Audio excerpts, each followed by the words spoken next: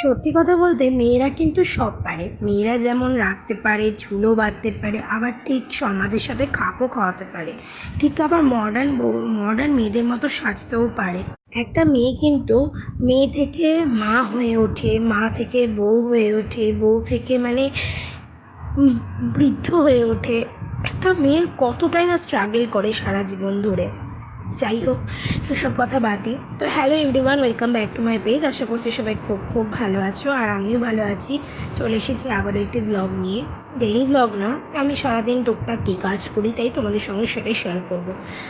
কোনো কন্টেন্ট তো সেরকম খুঁজে পাই না, তাই ভাবি যে আমার ঘরের কাজগুলোই আমি শেয়ার করি। যেহেতু আমি একজন হাউস ওয়াইফ, তাই শুরুতে ওরকম কয়েকটা কথা বললাম। যাই হোক, কেউ কিছু মাইন্ডে নেবে না, আর কেউ কিছু ভুলভাল কমেন্টও করবে না। ধরো এখানে কিছু কিছু মানুষ আছে যারা ফেসবুক কমেন্ট বক্সে এসে না কমেন্ট করবে যে এইসব ভিডিও করে পোস্ট করার কে আছে, এগুলো তো আমরাও করি, এগুলো আবার ভিডিও করার কে আছে। বাট সত্যি কথা বলছি, যারা আর কি ব্লগিং করে, যারা আর কি কোনো কন্টেন্ট পায় না, যারা আমার মতন হাউস ওয়াইফ, তারা কিন্তু এইসব ছোটো ছোটো কন্টেন্টগুলোকেই নিজের মতন করে তৈরি করে ভিডিও তৈরি করে পোস্ট করে। হ্যাঁ, আমিও তাই করি। এতে কার কী বলার আছে আমি জানি না, তবে যে যাই বলুক আমি আমার মতো কিন্তু ভিডিও করেই যাবো। সেটা নিউজ নিয়ে হোক, কিংবা সেটা বাড়ির ব্লগে হোক, সেটা ইটিং চ্যালেঞ্জে হোক, কিংবা আমার ক্যামেরার ভিডিও হোক, কিংবা নর্মালি আমি রিলস ভিডিওই করি, যাই করি না কেন সেটা আমি আমার মতো ভিডিও করবো। তাতে কারো কোনো বক্তব্য আমি শুনতে চাই না, আমি আমার মতন ভিডিও করে যাব। যাই হোক, ভিডিওতে বেরা যাক। নর্মালি বাড়িতে আমি যেই চাদর মানে পাল্টাচ্ছিলাম আর কি, তো বিছানার চাদরটা প্রচুর নোংরা হয়ে গেছিলো বলে ওটাকে তুলে ফেলেছিলাম। তো তুলে সেই চাদরটাকে আবার অন্য একটা চাদর পাচ্ছিলাম। তো চাদর পাততে গিয়ে দেখলাম এই বালিশটা না অলরেডি ফেটে এসছে। এটা আমার বিয়ের বালিশ আর কি, বিয়েতে বাপের বাড়ি থেকে যেটা দেওয়া হয় আর কি।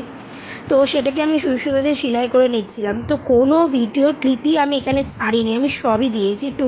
টুকটাক হয়তো একটু স্পিড বাড়িয়ে আমি দিয়েছি, বাট সবই দিয়েছি। হয়তো আমার বলার ধরনটা অন্যরকম, তাই হয়তো আমার ভিডিওর কোনো রিচ হয় না, ভিডিওর ভিউজ হয় না। যাই হোক, একদিন না একদিন তো প্রত্যেকটা মানুষের ইমপ্রুভমেন্ট হয়, আমি আশা করি আমারও হবে।